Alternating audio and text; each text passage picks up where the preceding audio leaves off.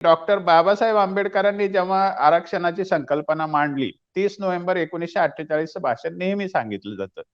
त्या भाषणामध्ये त्यांनी काय सांगितलं, की कोणत्याही प्रवर्गाला किंवा कोणत्याही वर्गाला म्हणजे आपण जातीला म्हणूया, आरक्षण द्यायचं असेल, तर त्यांच्या साधारण लोकसंख्येच्या निम्म्या प्रमाणातच आरक्षण देता येईल. म्हणजे एकंदरीत जेवढं लोकसंख्या त्या प्रवर्गाची आहे, त्या लोकसंख्येच्या निम्म्यापर्यंतच आरक्षणाचं प्रमाण राहील.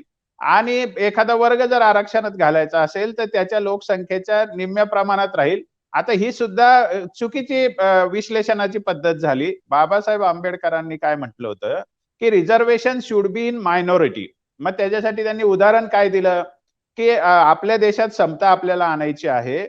पण समता आणत असताना काही लोक आधीच खूप मागासलेले किंवा त्यांना रिप्रेझेंटेशन मिळालेलं नाही. मग ते ट्रीटिंग अनइक्वल विथ इक्वल असा त्याचा अर्थ होईल. म्हणजे जे खूप मागे आहे त्यांना खूप पुढे असलेल्यांशी तुलना करून समता आणू अशा पद्धतीचं होईल. तो विषम लढा होईल. म्हणून बाबासाहेब असं म्हटले, की आपल्याला त्यांना पुढे आणण्यासाठी एका पुढे याचा अर्थ एव्हरेज स्तरापर्यंत आणण्यासाठी आरक्षण आपल्याला दिलं पाहिजे. पण ते किती प्रमाणात दिलं पाहिजे?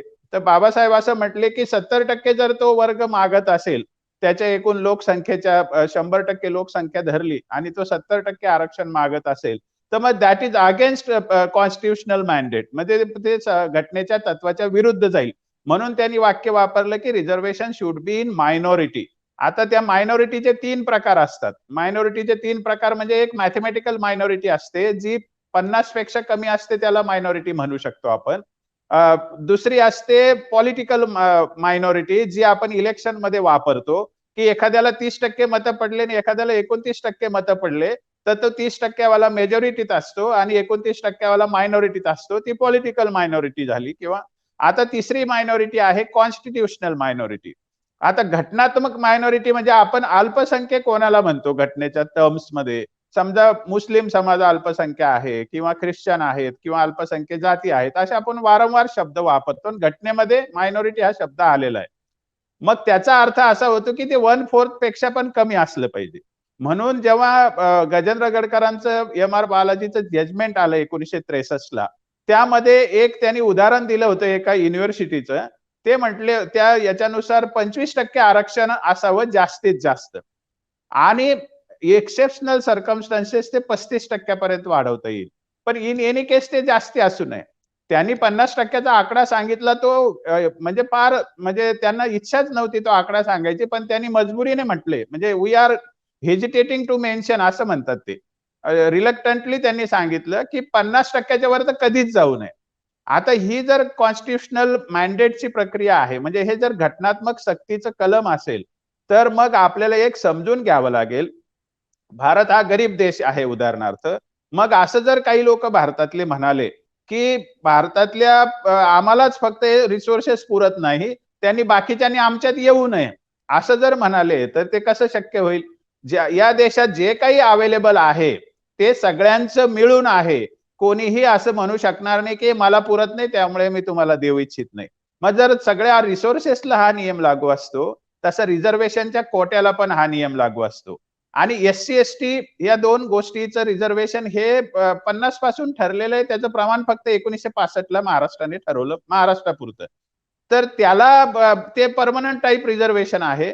तिकडे काही हालचालीचा प्रश्न येत नाही. OBC reservation is not a permanent reservation.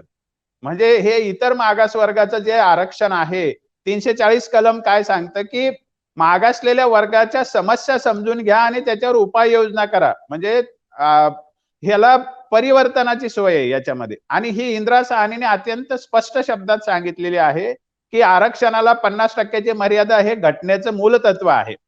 पण वारंवार परीक्षण करणे आणि जे लोक आरक्षणात आहे, जे की आता रोहिणी आयोगाने केलं. हे भारत सरकार रोहिणी आयोग प्रकाशित का करत नाही? का नाही पब्लिक करत आहे? रोहिणी आयोग जर पब्लिक झाला ना सर, तर हा महाराष्ट्राचा तिढा आपोआप सुटेल. कोणत्या जातीने जास्ती प्रमाणात आरक्षण घेतले त्याच्यात लिहिलेलं आहे. जातीच्या नावासह लिहिलेलं आहे. किती प्रमाणात घेतलं हे लिहिलेलं आहे. मग एकदा जर तो आयोगाचा अहवाल प्रकाशित झाला, तर महाराष्ट्राचा हा तिढा सहज सुटू शकेल. म्हणजे आपण एक गोष्ट लक्षात घ्या, की इतर मागास वर्गासाठी महाराष्ट्रामध्ये 32% कोटा दिलेला आहे. त्या 32% यांनी जे वाटे करून ठेवले ते इम्बॅलन्स आहे, ते सायंटिफिक नाहीये, त्याला कुठल्या अभ्यासाचा आधार नाही किंवा त्याला कुठलाही क्वांटिफायबल डेटाचा आधार नाही, सर्वेक्षणाचा आधार नाही त्या वाट्याला. पण आपण वस्तुस्थिती समजून घेऊ. आता बघा, एसबीसी नावाच्या जाती आहेत, म्हणजे विशेष मागास प्रवर्ग, जे 23 मार्च 1994 पर्यंत ओबीसीतच होते. त्यांना वेगळं 2% आरक्षण दिलं, म्हणजे ओबीसीतल्या जातीच्या त्यामध्ये घातल्यामुळे ओबीसीची लोकसंख्या कमी झालेली आहे. आता पूर्वी 4% आरक्षण होतं व्हीजेएनटीसाठी 94 पर्यंत. मग त्या व्हीजेएनटीच्या जाती किती आहेत सर? 50 पेक्षा जास्ती जाती आहेत. आणि त्या जातीची नावं जर वाचली तर तुम्हाला खरं कळेल की आरक्षणाची गरज त्यांना आहे. म्हणजे ज्याच्यात बंजारा आहे, गारुडी, घिसाडी, कैकाडी, कुडमुडे, ज्योतिषी, हे सगळे जे तुम्ही जे नावं घेतले जातात ना, हे सगळे त्या व्हीजेएनटीचे घटक आहेत. त्या 50 पेक्षा जास्ती जाती आहेत आणि त्यांना 4% आरक्षण होतं आणि दुर्दैवाने त्यांना 94 मध्ये सुद्धा 5.5% आरक्षण आहे. म्हणजे त्यांचं आरक्षण त्या प्रमाणात वाढलं नाही, ज्या प्रमाणात इतर ओबीसीचं वाढलं. म्हणजे त्यांचं आरक्षण 5.5% पर्यंत नेलं आणि त्यांना 2 गटात विभागणी केली आणि त्याच्यामध्ये एक बंजारा गटाचा एक मोठा विषय आहे. दुसऱ्या गटामध्ये मग अन्य विमुक्त जाती, अन्य जे आहेत मागासलेले घटक ते आहेत.